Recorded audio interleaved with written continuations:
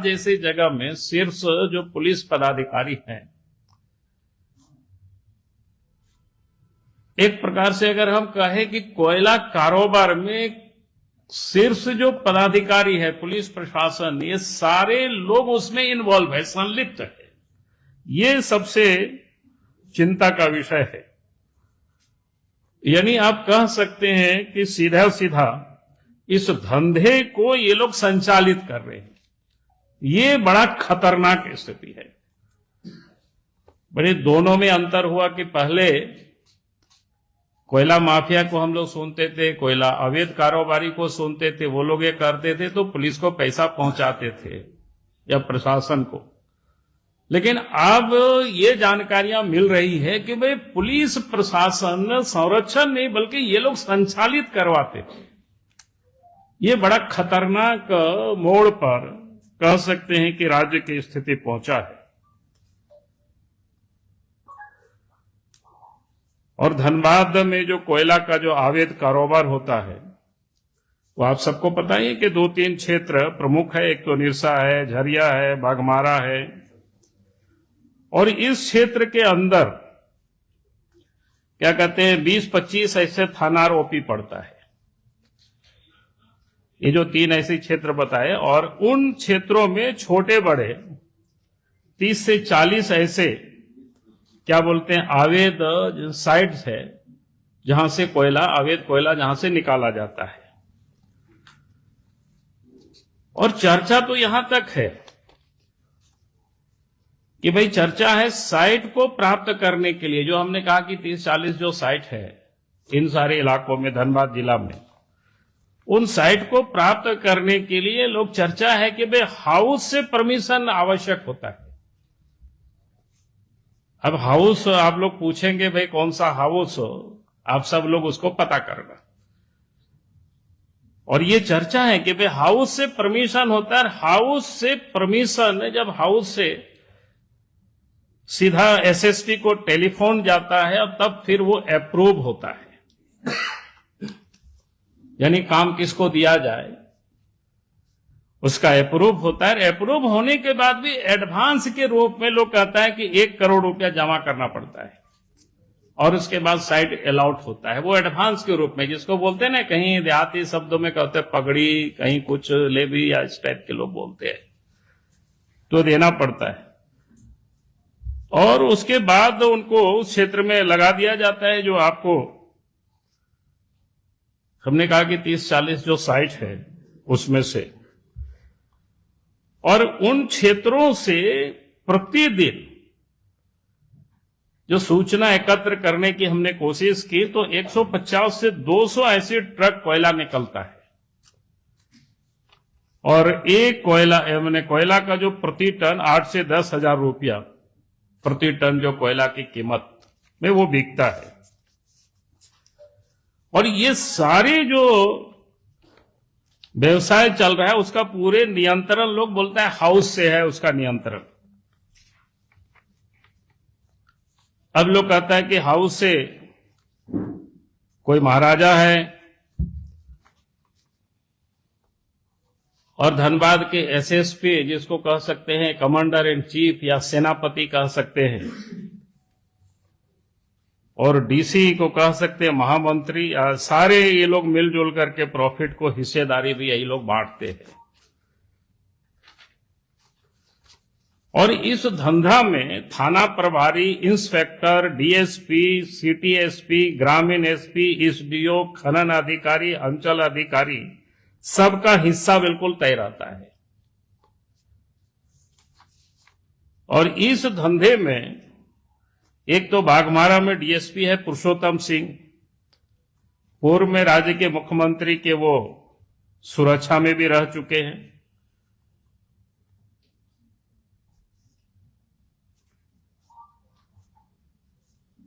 मतलब वो क्या कह सकते हैं, वहां के एसपी के दाहिना हाथ है, और एक इंस्पेक्टर है अजीत सिंह, वो बाया हाथ है एसपी के वहां के।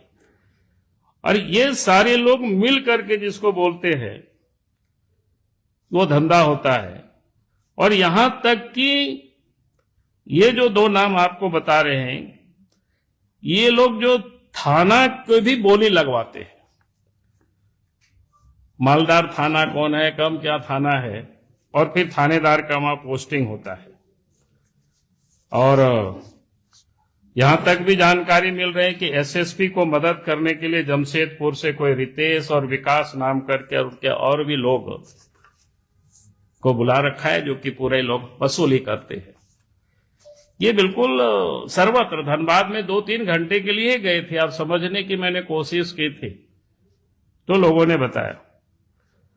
उसके बाद कई एक साइट है, वह लोगों ने बताया तो बड़ा चौंकाने वाले विषय है। कुछ साइट्स को खाली उदाहरण मैं बता रहा हूं आप सब लोगों को, कुछ साइट्स के बारे में जो जानकारी मिली।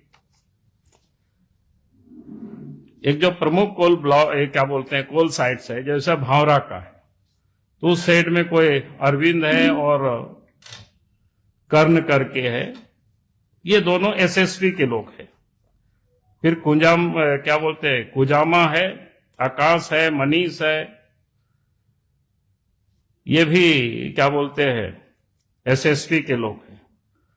फिर पंचायत साइट है, वहां एक अंजनी करके है, कोई काम देखता है, वो पंकज मिश्रा जो साहेबगंज के है उसके आदमी है। फिर निरसा में कोई संजय सिंह है, काम देखता है, 2 नंबर का, कोई एसएसपी के आदमी है। गोपाली चाक साइड से और बै सबारा है करके कैलाश पांडे है, वो भी कोई एसएसपी का आदमी।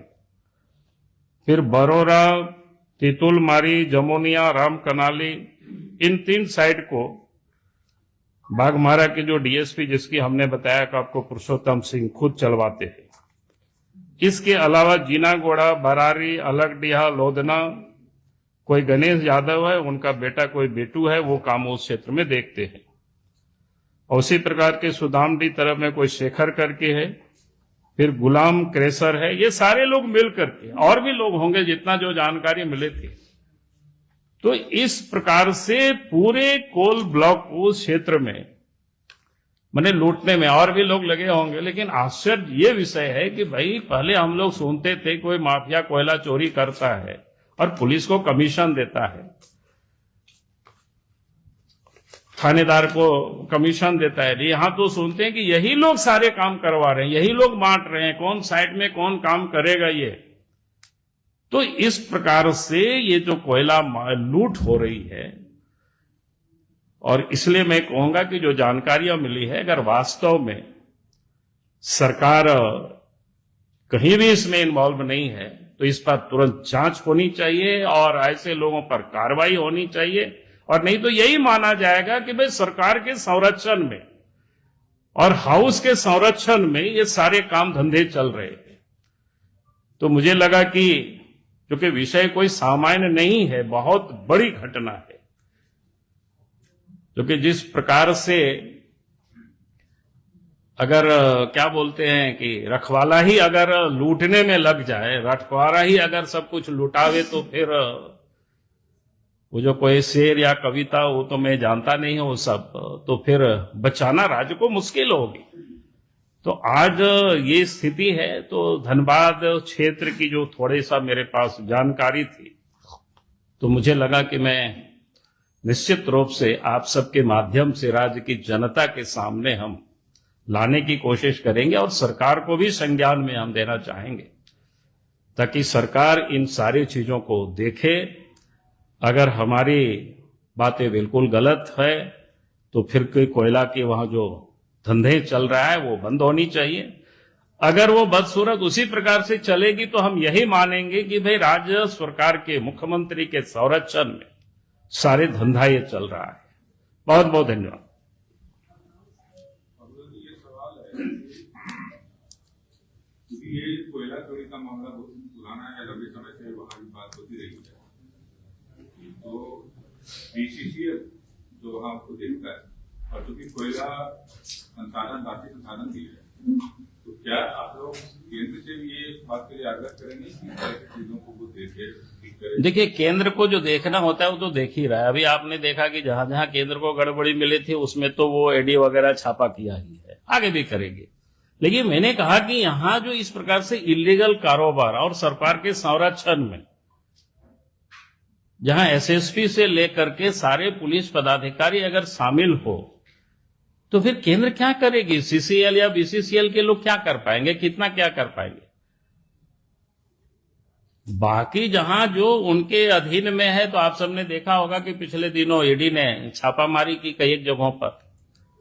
लेकिन अगर कोई इलीगल कहीं उत्खनन हो रहा है, इलीगल ट्रकें पार्क करवाई जा रही है, तो इस काम को तो रोकना राज्य सरकार का काम है, राज्य के पुलिस प्रशासन का काम है। सर, इसमें कोयला कंपनियों का अपना विजिलेंस, मैं कह रहा हूं कि विजिलेंस में भी वो कोई सीआरपीएफ को तो यहां बैठाएगा नहीं ना। अब सीआरपीएफ तो नहीं करेगा, कानूनी कार्रवाई तो केस कौन करता है, कौन पकड़ता है? नहीं, कोल मंत्रालय को पता नहीं, कोल मंत्रालय क्या करेगा भाई? रखवाला तो आप है यहाँ पर राज्य में, और राज्य के जो रखवाला है, पुलिस केस कहाँ होता है? आप सबको ध्यान में होगा, पहले मैंने ट्वीट किया था, आयरन ओर की ये में खदान में रात में मधु कोड़ा जी ने ट्रैक पकड़ा, 3-4 दिन तक एफआईआर नहीं हुआ। तब मैंने कहा कि वो हमको भेज दो, तब मैंने ट्वीट किया, पता नहीं फिर एफआईआर हुआ कि नहीं हुआ, ये भी मैंने पता नहीं। आप सोच सकते हो, तो एफआईआर कौन करेगा? अरे भैया, आधे थाना में नहीं करेगा तो क्या करेगा भाई? आप भी गजब बात करते हो। कल होकर के उन्हीं को पिटवा देगा, जहां इतनी लोग शामिल होंगे तो बेचारा क्या करेगा? जब सरकार ही शामिल है तो इसको उपाय करना पड़ेगा। तो इसीलिए तो मैं उपाय के लिए ही मैं बता रहा हूं आप सब लोगों को। यहाँ जो इतना सार्वजनिक रूप से मैं बोल रहा हूं, इस उपाय का ही ये प्रथम रास्ता है। ये जहाँ भी आप बात कर रहे हैं उसमें मैक्सिमम विधानसभा में बीजेपी के विधायक, उससे विधायक क्या करेगा भाई? अरे यार, विधायक क्या, मैं फिर बोल रहा हूँ ना, विधायक क्या करेगा, संसद क्या करेगा?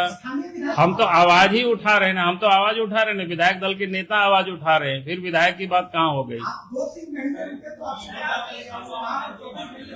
क्या बोले? अरे केंद्र सरकार तो क्या, आप तो केंद्र सरकार को करना तो राज्य सरकार को नहीं है चोरी को रोकना। पत्र लिखा के, वही तो मैं बोल रहा हूँ ना, आगे जब केंद्र को करना होगा तो करेगी, उसके लिए चिंता नहीं करने का है। ऐसा तो हम कहाँ बोल रहे नहीं कर रहे, पहले भी तो हमने अब एक बार धनबाद में जाके प्रेस, हम तो बातें नहीं करेंगे, अब क्या करेंगे बताओ? आपके संज्ञान में